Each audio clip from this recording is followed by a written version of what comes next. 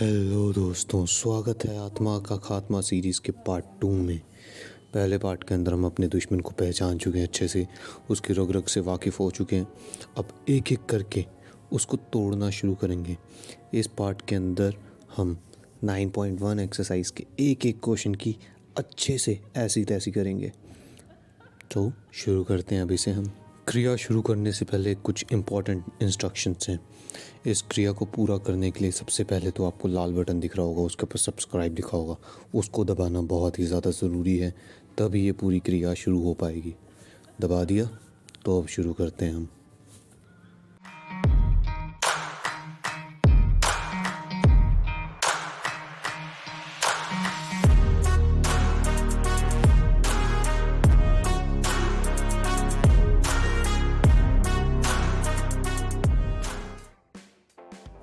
तो बच्चों, शुरू करने से पहले कॉपी पेन बुक सब कुछ लेके बैठना और ख़ुद भी साथ ही साथ सॉल्व करते जाना, ठीक है ना। कहीं दिक्कत है तो वीडियो की हेल्प लेना, पहले खुद भी सॉल्व करने की ट्राई करना।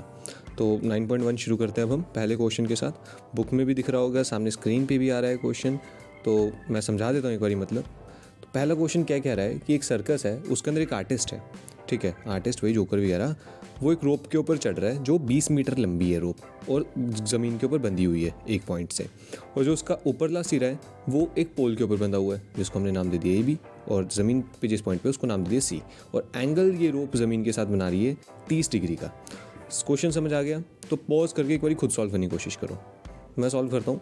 मान लो हमने पोल को लेट कर लिया ए बी जो नाम लिखा है वो हमने लेट कर लिया, एक वर्टिकल पोल है जिससे रोप बंधी हुई है। और ए सी हमने लेट कर लिया रोप को, जो कि 20 मीटर लंबी है, ठीक है। तो अब इसके अंदर तुम देख सकते हो इन्वॉल्व क्या क्या हो रहा है, हाइपोटेनस है और साथ ही साथ आपकी परपेंडिकुलर। तो कौन सी ट्रिग्नोमेट्रिक रेशियो है जिसके अंदर दोनों इन्वॉल्व होते हैं? साइन। तो साइन 30 डिग्री हमने ले लिया ए बी ओवर ए सी, ठीक है। तो साइन 30 डिग्री की वैल्यू क्या होती है, याद करवाई थी मैंने उस टाइम पे भी, 1/2, जो कि होगी ए बी ओवर 20 के इक्वल। तो ए बी की वैल्यू वही क्रॉस मल्टीप्लाई करके यहाँ से आराम से आ जाएगी, 20/2 डिवाइड करेंगे तो A B is equals to 10 metre. आ गया समझ? ये समझ आ गया ना साइन यूज़ क्यों किया हमने? सिर्फ क्योंकि हमने परपेंडिकुलर की वैल्यू निकालनी थी और हाइपोटेनस हमारे पास था, तो हमें ऐसा ही रेशियो चाहिए था जो इन दोनों को इन्वॉल्व करता है, तो इसलिए हमने साइन ले लिया कन्वीनियंस के अपने लिए, ठीक है। अगले क्वेश्चन पे चलते हैं। तो देखो ज़रा, अब अगला क्वेश्चन क्या कह रहा है कि एक पेड़ था, तूफान एक दिन बहुत तेज़ आ गया तो पेड़ टूट गया, ठीक है। वो पेड़ टूट गया और उसका ऊपरला तना जो था वो ज़मीन पे आके टकरा गया, ठीक है। ज़मीन के ऊपर मतलब गिर गया वो। तो इसको समझने के लिए और ब्रीफली हम एक राइट एंगल ट्रायंगल ही बना लेते हैं सबसे पहले ना, उसकी वजह से ईजिली समझ आएगा, इतना फालतू का टेंशन लेना नहीं है हमने। तो एक राइट एंगल ट्रायंगल बना लेते हैं। तो मान लो हाइपोटेनस है जो पेड़ टूट के गिरा है वो, तो नाम दे दिया इस ट्रायंगल को हमने ए बी सी। तो बी सी मतलब जहाँ पे पेड़ ज़मीन पे टच हो रहा है और जो उसका फुट है उनके बीच का डिस्टेंस 8 मीटर है, और जो एंगल बना रहा है वो 30 डिग्री है। तो ए सी हमने बोल दिया क्या है, ब्रोकन पार्ट है पेड़ का, ठीक है ना। और हाइट हमने निकालनी है पूरे के पूरे पेड़ की। तो हाइट निकालने के लिए हम क्या करेंगे, ए बी प्लस ए सी, है ना। जो तना टूट गया है और जो तना खड़ा है उन दोनों को प्लस कर दो तो पूरा पेड़ की हाइट निकल आई। तो ट्राइंगल ए बी सी हम पहले लेंगे, उसके अंदर हम लेंगे cos 30 is equals to B C over A C. cos 30 क्यों लिया वो तुम्हें पता है अच्छे से। cos 30 की वैल्यू √3/2, तो निकला ये हमारा 8 ओवर ए सी। तो ए सी की वैल्यू यहीं पे अगेन cos मल्टीप्लाई करके 16√3 आ गई। इतना समझ आया? तो ये हमने ए सी की लेंथ निकाल ली, अब हमें ए बी की निकालनी है। तो ए बी की भी सेम तरीके से ही निकलेगी, कोशिश करो खुद से।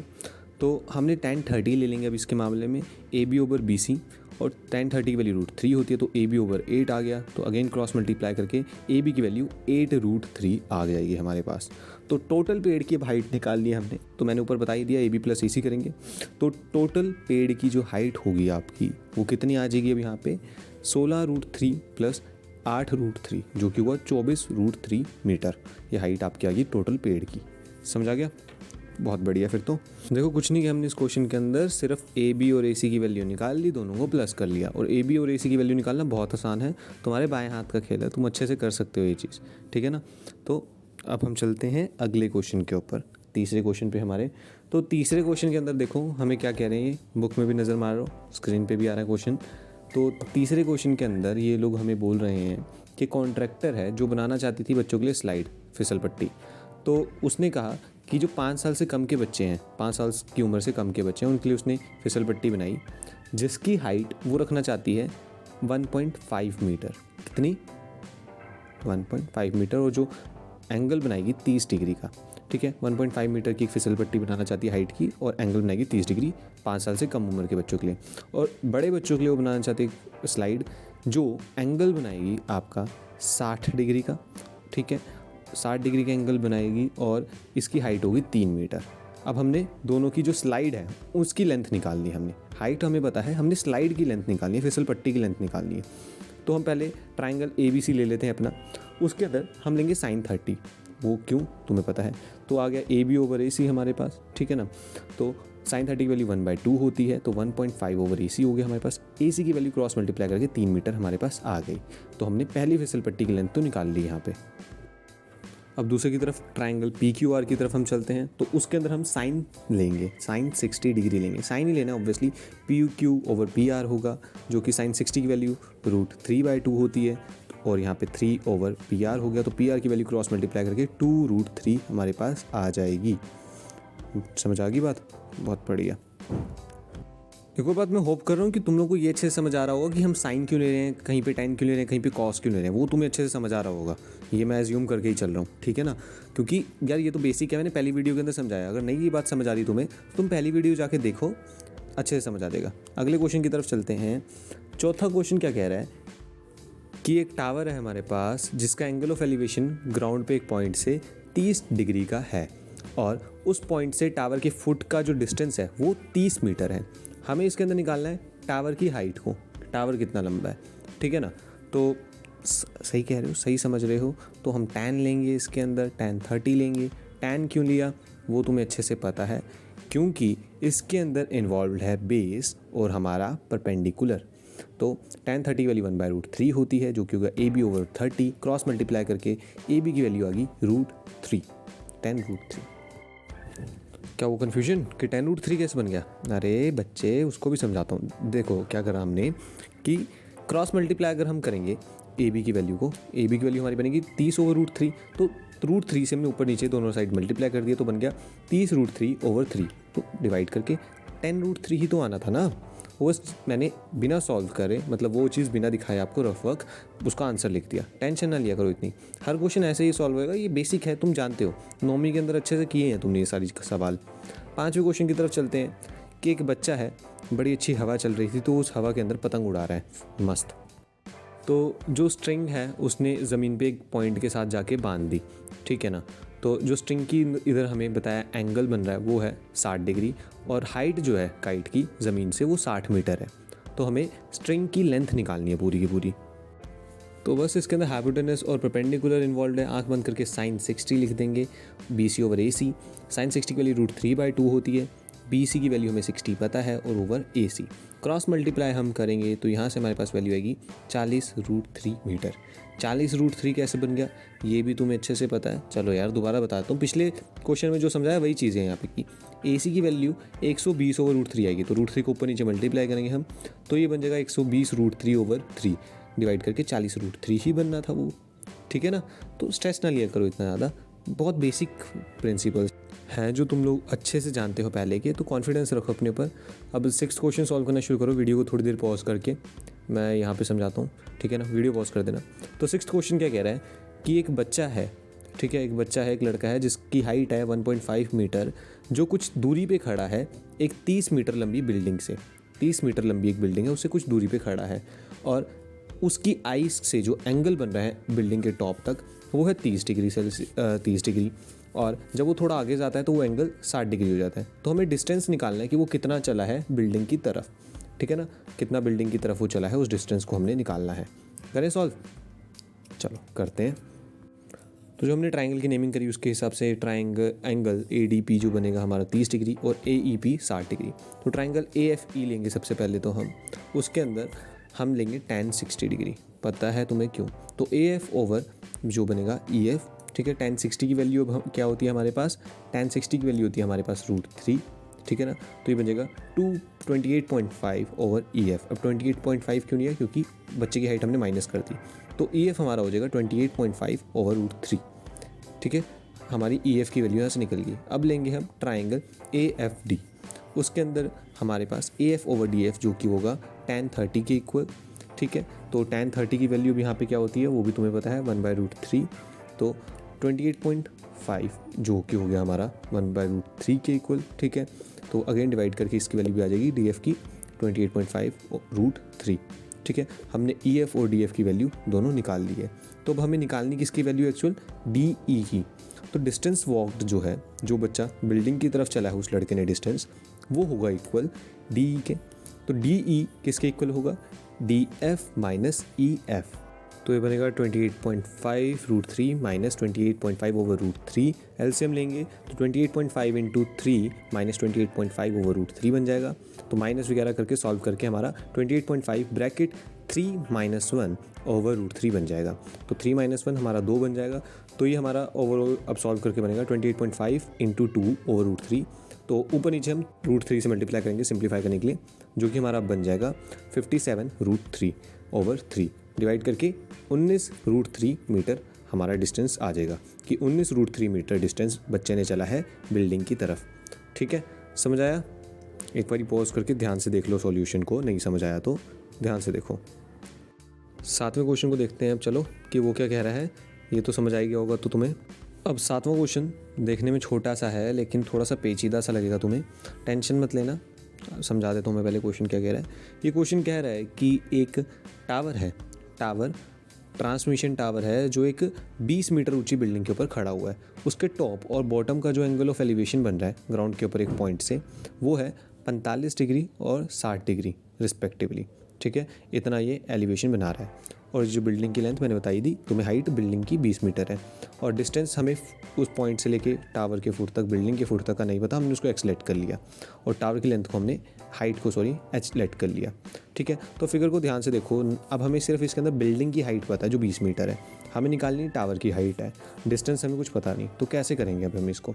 तो हम क्या करते हैं, सबसे पहले तो हम ए सी जो है हमारा उसको पूरा ही लेंगे एक बार के लिए। ठीक है ना, तो देखो करेंगे क्या हम सबसे पहले कि एक ट्राइंगल लेते हैं बी ए डी, दिख रहा है ना ट्राइंगल, उसके अंदर से हम पहले एक्स की वैल्यू निकाल लेते हैं। ठीक है, और देन लेंगे हम ट्राइंगल सी ए डी, उसके अंदर भी एक्स कॉमन आ रहा है तो उसमें से भी हम एक्स की वैल्यू निकाल लेंगे। फिर दोनों के अंदर जो एक्स की वैल्यू आ जाएगी उनको कंपेयर करेंगे और वहाँ से हमारी ईजिली एच की वैल्यू निकल आएगी। समझ आई बात? नहीं आई बात समझ तो सॉल्व करके दिखाता हूँ और क्लियर हो जाएगा। देखो क्या करेंगे हम, सबसे पहले ट्राइंगल लेंगे B A D, bad triangle हम सबसे पहले लेंगे। तो ट्राइंगल बी ए डी के अंदर एक्स की वैल्यू निकालिए, मतलब डी ए की वैल्यू निकालेंगे। 1045 लगाते हैं यहाँ पे, जो कि होगा A B over D A. 1045 की वैल्यू 1 = 20 ओवर एक्स, एक्स की वैल्यू यहाँ से आ गई 20, ये होगी इक्वेशन 1। अब लेंगे ट्राइंगल सी ए डी, उसके साथ भी हम सेम करेंगे चीज़। सी ए डी ट्राइंगल के अंदर अब हम क्या क्या लेंगे, tan ही लगाएंगे, tan 60 जो कि होगा ए सी ओवर डी ए के इक्वल। ए सी हमारे पास है 20 + h। ठीक है, और tan 60 √3 होता है, तो ये हो गया एक्स की वैल्यू 20 + h/√3। ये हमने सेकेंड इक्वेशन नाम दे दिया इसको। अब यहाँ से दोनों से हम x की वैल्यू को कंपेयर करें, इक्वेशन 1 और 2 दोनों में से, तो क्या बनेगा हमारा x का 20 + h/√3 = 20। क्रॉस मल्टीप्लिकेशन 20 + h = 20√3 हमारे पास बन जाएगा। तो 20h = 20√3 है, तो h की वैल्यू यहाँ से हम निकाल लें तो 20 ब्रैकेट √3 - 1 मीटर हमारे पास h की वैल्यू आ जाएगी। मतलब टावर की लेंथ है, टावर की हाइट है हमारे पास 20 ब्रैकेट √3 - 1 मीटर। समझ आया क्वेश्चन? आई होप अच्छे से समझ आ गया होगा। ठीक है, नहीं आया तो दोबारा से एक बार पॉज करके ध्यान से सॉल्यूशन को देखो, समझ आ जाएगा, टेंशन ना लेना बस। अब हम 8वें क्वेश्चन की तरफ चलते हैं। 8वां क्वेश्चन भी थोड़ा सा सिमिलर है और तुम्हें अगेन वो भी थोड़ा सा पेचीदा लगेगा, लेकिन काफ़ी ज़्यादा इससे सिमिलर है ये क्वेश्चन भी। ये क्या कह रहा है कि एक स्टैचू है, ठीक है, एक स्टैचू है जो कि खड़ा हुआ है एक पेडेस्टल के ऊपर, मतलब एक मान लो बनेरा सा टॉप बना दिया उन्होंने, तो उसके ऊपर एक स्टैचू खड़ा हुआ है। स्टैचू की हाइट है 1.6 मीटर। ठीक है ना, तो एंगल ऑफ एलिवेशन जो है उस स्टैचू के टॉप और बॉटम का वो है रिस्पेक्टिवली हमारा 60 डिग्री मतलब सेल्सियस हमारा, ठीक है, और 45 डिग्री सेल्सियस रिस्पेक्टिवली। और हमें पेडेस्टल की हाइट निकालनी है जो कि हमें पता नहीं है, ठीक है, वो हमने निकालनी है। और डिस्टेंस वगैरह अगेन इसमें भी हमें कुछ नहीं पता। तो सेम 7th क्वेश्चन हमने जैसे किया है बिल्कुल वैसे ही होगा ये क्वेश्चन। देखो हम इसके अंदर करेंगे क्या, सबसे पहले हम लेते हैं ट्राइंगल ABC, दिख रहा होगा सबको। तो ट्राइंगल ABC के अंदर हम लेंगे tan 45, ठीक है, AB ओवर BC होगा, जो कि tan 45 की वैल्यू होती है 1, तो H over BC is equals to 1 हमारे पास आ जाएगा। BC की वैल्यू यहाँ से हमारे पास H आ जाएगी, ठीक है, हमने BC की वैल्यू यहाँ से निकाल दी एक। उसका ट्राइंगल DBC हम लेंगे, उसके अंदर हम tan 60 लगाते हैं, जो कि होगा DB ओवर BC। 60 की वैल्यू √3 होती है, तो 1.6 प्लस H ओवर H, जो कि होगा √3 के इक्वल हमारा, और BC क्योंकि H के इक्वल होता है, तो उधर से निकालें 1.6 जो होगा हमारा H के इक्वल आ जाएगा 1.6 ओवर √3 - 1। वो सॉल्यूशन करके तुम निकाल सकते हो कैसे आया। तो 1.6 ओवर √3 - 1 इंटू √3 + 1, मतलब डिनोमिनेटर न्यूमिनेटर से √3 + 1 को मल्टीप्लाई कर देंगे, जो H के इक्वल आ जाएगा हमारा।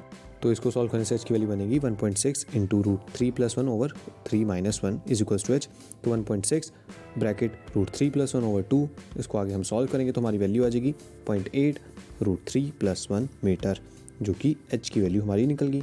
मतलब उस पेडेस्टल की हाइट हमारी है 0.8 √3 + 1 मीटर। समझ आई बात? 7वें क्वेश्चन से बहुत ही ज़्यादा सिमिलर था ये, ठीक है। तो नहीं आई समझ तो पॉज करके एक बार बेसिक सॉल्यूशन दोबारा से देखो, समझ आ जाएगा। हम 9th क्वेश्चन के ऊपर चलते हैं अब देखो 9th क्वेश्चन क्या कह रहा है, ठीक है, पढ़ना उसको भी ध्यान से, थोड़ा सा वो भी तुम्हें अजीब सा लगेगा, पेचीदा सा, लेकिन अगेन वो भी बहुत ज़्यादा सिंपल क्वेश्चन है, ठीक है। तो 9th क्वेश्चन कहता है कि एंगल ऑफ एलिवेशन है एक बिल्डिंग का, एंगल ऑफ एलिवेशन एक बिल्डिंग के टॉप का, जो कि एक टावर के फुट से बन रहा है, वो है 30 डिग्री, ठीक है। ये एक बिल्डिंग है हमारी और एक टावर है उसके सामने ही, तो बिल्डिंग के टॉप से लेकर टावर के फुट तक का जो एंगल ऑफ एलिवेशन है वो 30 डिग्री बनता है, और टावर के टॉप से लेकर बिल्डिंग के फुट तक का वही एंगल ऑफ एलिवेशन जो है आपका 60 डिग्री बनता है। दोनों के बीच का जो डिस्टेंस है, ठीक है ना, जो आपके टावर की हाइट है वो 50 मीटर दे रखी है हमें इधर, ठीक है। तो अब हमें निकालना यहाँ पे क्या है, बिल्डिंग की हाइट को, हमें और कुछ नहीं पता, सिर्फ हमें टावर की हाइट पता है 50 मीटर, हमने उधर से बिल्डिंग की हाइट को निकालना है। तो हम करते क्या इसके अंदर, देखो सबसे पहले ट्राइंगल ABQ ले लेते हैं हम, ठीक है, ट्राइंगल ABQ ले लेते हैं, tan 30 लगाते हैं इसके अंदर, जो कि होगा AB ओवर BQ के इक्वल।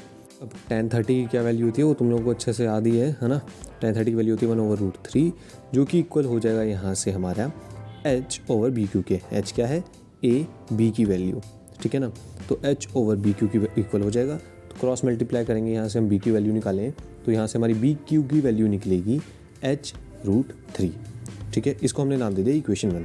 समझ आ रहा है ना क्या कर रहे हैं, वही हम बात कि BQ तो दोनों में कॉमन है, दोनों ट्राइंगल्स के अंदर, तो हम सबसे पहले BQ की वैल्यू निकालेंगे और कंपेयर कर लेंगे फिर, ठीक है। अब दूसरे ट्राइंगल चलते हैं PBQ के ऊपर, PQB के ऊपर हम चलते हैं, उसके अंदर भी हम BQ की वैल्यू निकालेंगे। tan 60 लगाते हैं अब इसके अंदर हम, ठीक है ना, वही जायज़ बैठेगा इसके अंदर, क्योंकि हमने BQ की वैल्यू निकालनी है, मतलब बेस की वैल्यू निकालनी है।